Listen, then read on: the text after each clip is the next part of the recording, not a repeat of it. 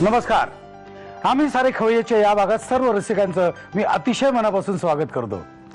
मंडळी, एव्हाना तुमच्या लक्षात आलंच असेल की माझ्याकडे अल्लाउद्दीनचा जादूचा दिवा आहे. नाही काय माहितीये काय, मी अतिशय मनापासून काम करणारा माणूस आहे. पापभिरू आहे, होतकरू आहे आणि मुख्य म्हणजे होतं काय माहिती का की दिवेच हल्ली माझ्याकडे येतात. हा म्हणजे काय झालं, परवा दिवाळीच्या निमित्तानं घराची साफसफाई चालू होती.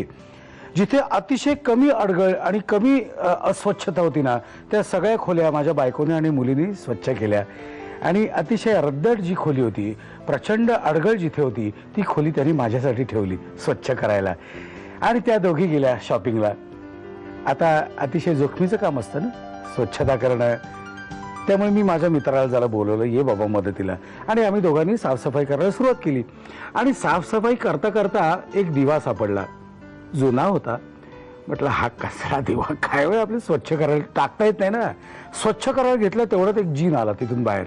हा, जीन सेम माझ्यासारखा बरं का, सेम टू सेम. हा, तो म्हणाला काय, माझी स्पेशालिटी काय माहिती का, मी बाकीचं तुम्हाला काही देऊ शकणार नाही, खायला काय पाहिजे असेल तर देऊ शकेन. मग मी माझ्या मित्राकडे बघितलं, जो अतिशय प्रेमाने मला मदत करत होता आवरावर करण्यात. मी मनातल्या मनात म्हटलं, मला पाहिजे ते सगळं मिळतंच हो, माझ्या मित्राची काय फरमाईश असेल ते बघूया. मित्राला म्हटलं, ए मित्रा, अरे मित्रा, तुला जर काय हवं असेल खायला तर मागव, तुझी फरमाईश सांग. मित्र जो आहे ना माझा, एक नंबरचा नॉनव्हेजवाला. त्याने पटापटा डिशेस सांगितल्या आणि पुढच्या क्षणाला आम्ही त्या अडगळीच्या खोलीत एका टेबलवर खायला बसलो. काय अप्रतिम जेवण, ओ हो, वंडरफुल. तर अशी ही दिव्याची गंमत. पण नंतर झालं काय, काही दिवसानंतर मी एका हॉटेलमध्ये गेलो होतो जेवायला, फॅमिलीला घेऊन, घरच्या बायकोला, मुलींना, असं सगळ्यांना घेऊन गेलो होतो. आणि मी तेच पदार्थ मागवले जे माझ्या मित्राने मागवले होते. ते पदार्थ आले, ते खाल्ले आणि सेम टेस्ट. लाड, ये कुछ बात है.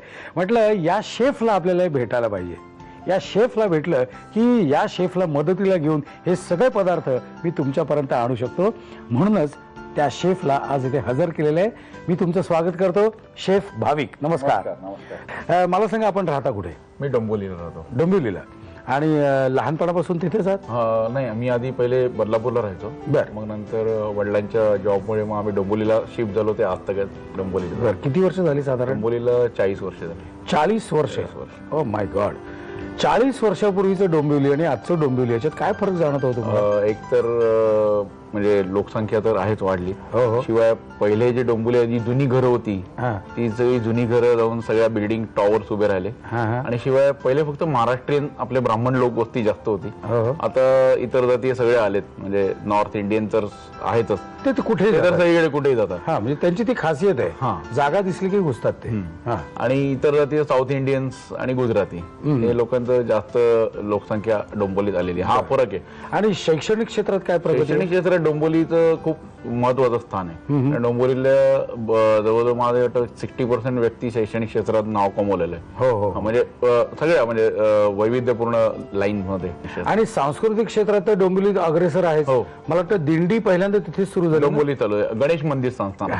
गणेश मंदिर तिथे पहिल्यांदा सुरू झाली, पहिली दिंडी चालू झाली. बरं, मला सांगा, तुमच्या घरी कोण कोण आहे? माझ्या घरी आई वडील, माझी बहीण आणि बहिणीची मुलं. आपल्याला बघायचं ते नॉनव्हेज रेसिपीज.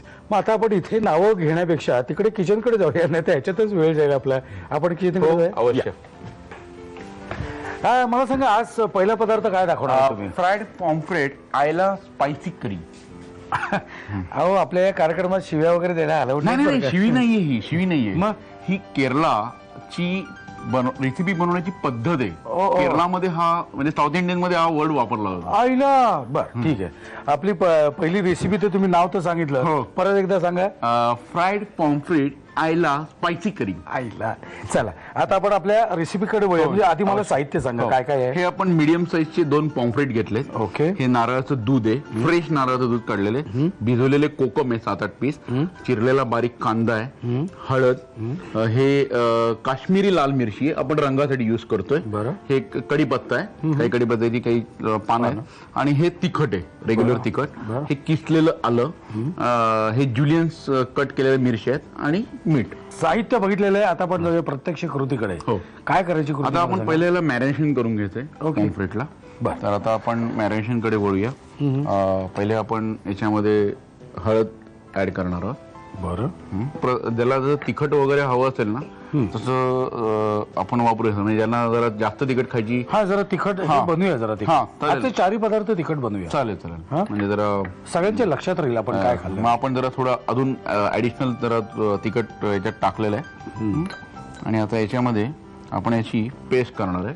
रंगात काही फारसा फरक नाही का? नाही नाही म्हणजे असं बघताना जाणवत नाही, पण जेव्हा तुम्ही हे जेव्हा तेव्हा कळतं असं केलं. तर आता आपण सगळं ऍड केलेलं आहे. ओके. आता आपण मॅरिनेशन करा. आता आपण याच्यात पाणी टाकायचं थोडं, म्हणजे याची पेस्ट करून घ्यायची घट्ट.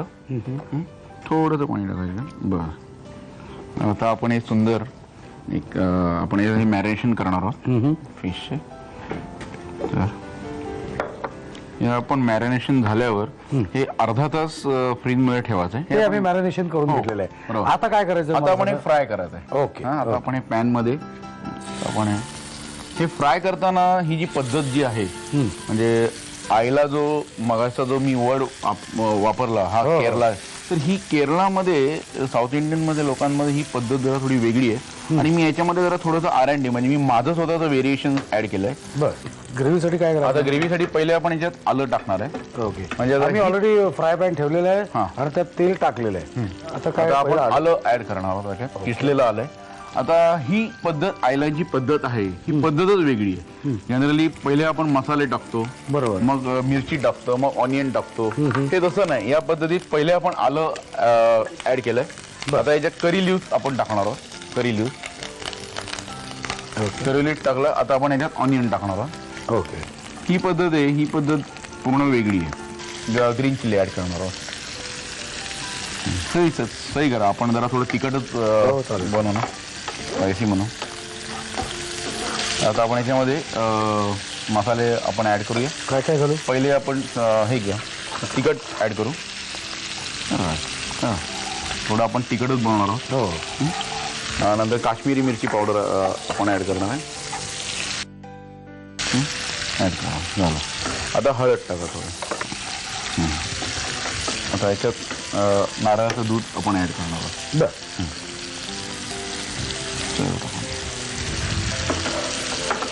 तर याच्यामध्ये आपण मीठ ऍड करू. थोडं पाणी ऍड करू आपण याच्यात थोडं टाकलं. बस. तर आता आपली ही ग्रेव्ही छान होत आलेली आहे. माझे मासे झालेले आहेत. हो. आम्ही हे खोबरेल तेलात तळले बरं का. काय साऊथचं म्हटलं खोबरं दिलं आलं. बरं. आता हे घालायचं. आता हे आपण याच्यात ऍड करणार आहोत. ओके. आपण याच्यात ऍड करणार आहोत. आणि याच्यात नवीन व्हेरिएशन्स म्हणजे आपण याच्यात कोकम जे आहे ते कोकम आपण फिश ऍड केल्यावरती टाकणार आहोत. त्याच्यामुळे पण एक वेगळा चव येते त्याची. ओके. ओके. आता हा मी नुसताच खाऊन बघ. हो, नुसताच खाऊन बघा. हा म्हणजे काय नंतर असं वाटायला नको खायला पाहिजे होता. काय मन मारायचं नाही, हे मी ठरवलेलं आहे आयुष्यात. आता आपण याच्यामध्ये कोकम हे करू, ज्यूस काढू आपण. बरं. कोकमाचं फक्त पाणी पाहिजे आपल्याला. कोकम नको. नाही, कोकम नको. कोकमाचं फक्त पाणी. कोकमाचा एक वेगळा वास येत असेल. हो, वेगळा वास एकदम. म्हणजे चव किती घालायचं? झाला, पूर्ण झाला. बस. क्या बात आहे. मस्त वास आलेला आहे. आता फक्त हे काढायचं, वरती कोथिंबीर भुरभुरायची आणि खायला सुरुवात करायची. नाही का? तुम्ही लिहायला सुरुवात करा. आळशीपणा करू नका. साहित्य आणि कृती लिहून घ्या. स्पायसी पॉम्फ्रेट करी बनवण्यासाठी लागणारं साहित्य: पापलेटचे तुकडे, 1 वाटी नारळाचं दूध, 7 ते 8 भिजवलेली आमसुलं, 1 वाटी बारीक चिरलेला कांदा, हळद, काश्मीरी तिखट, कढीपत्ता, तिखट, आल्याचा किस, मिरच्या, मीठ आणि खोबरेल तेल. कृती: प्रथम एका बाउलमध्ये तिखट, हळद, काश्मीरी तिखट, मीठ आणि पाणी घालून मॅरिनेशन एकजीव करून घ्यावं. पापलेटच्या तुकड्यांना हे मॅरिनेशन लावून अर्धा तास फ्रीज मध्ये ठेवून द्यावं.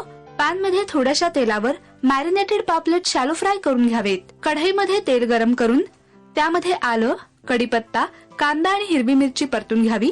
त्यामध्ये लाल तिखट, काश्मीरी लाल तिखट, हळद, नारळाचं दूध, मीठ आणि पाणी घालून ग्रेव्ही शिजवून घ्यावी. त्यामध्ये शॅलो फ्राय केलेले पापलेटचे तुकडे आणि आमसुलाचं पाणी घालून करी शिजवून घ्यावी आणि वरून कोथिंबीर घालून सर्व्ह करावी.